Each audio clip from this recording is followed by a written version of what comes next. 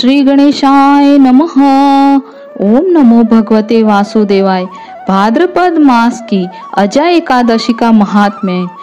युधिष्ठिर ने पूछा, जनार्दन, अब मैं यह सुनना चाहता हूँ कि भाद्रपद मास के कृष्ण पक्ष में कौन सी एकादशी होती है, कृपया बताइए।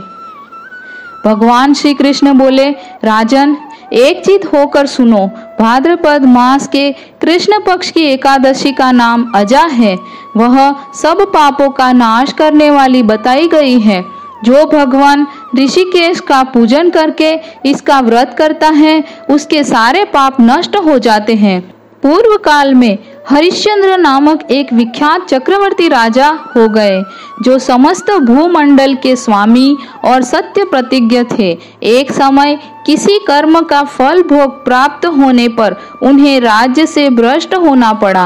राजा ने अपनी पत्नी और पुत्र को बेचा, फिर अपने को भी बेच दिया। पुण्यात्मा होते हुए भी उन्हें चांडाल की दास्ता करनी पड़ी। वे मुर्दों का कफन लिया करते थे। इतने पर भी नृप श्रेष्ठ हरिश्चंद्र सत्य से विचलित नहीं हुए। इस प्रकार चांडाल की दास्ता करते उनके अनेक वर्ष व्यतीत हो गए। इससे राजा को बड़ी चिंता हुई। वे अत्यंत दुखी होकर सोचने लगे, क्या करूं, कहाँ जाऊं, कैसे मेरा उद्धार होगा। इस प्रकार चिंता करते करते वे शोक में डूब गए।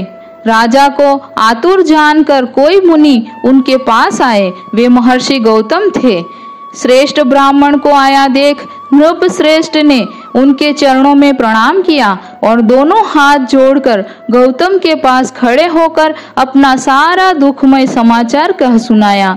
राजा की बात सुनकर गौतम ने कहा, राजन, भादो के कृष्ण पक्ष में अत्यंत कल्याणमयी अजा नाम की एकादशी आ रही है, जो पुण्य प्रदान करने वाली है। इसका व्रत करो, इससे पाप का अंत होगा। तुम्हारे भाग्य से आज के 7वें दिन एकादशी है। उस दिन उपवास करके रात में जागरण करना। ऐसा कहकर महर्षि गौतम अंतर्धान हो गए। मुनि की बात सुनकर राजा हरिश्चंद्र ने उस उत्तम व्रत का अनुष्ठान किया। उस व्रत के प्रभाव से राजा सारे दुखों से पार हो गए। उन्हें पत्नी का सन्निधान और पुत्र का जीवन मिल गया। आकाश में दुंदुभियां बज उठी। देवलोक से फूलों की वर्षा होने लगी। एकादशी के प्रभाव से राजा ने अकंटक राज्य प्राप्त किया और अंत में वे पूर्वजन तथा परिजनों के साथ स्वर्ग लोक को प्राप्त हो गए। राजा युधिष्ठिर, जो मनुष्य ऐसा व्रत करते हैं वे सब पापों से मुक्त हो स्वर्ग लोक में जाते हैं। इसके पढ़ने और सुनने से अश्वमेध यज्ञ का फल मिलता है। एकादशी मात की जय। ओम नमो भगवते वासुदेवाय।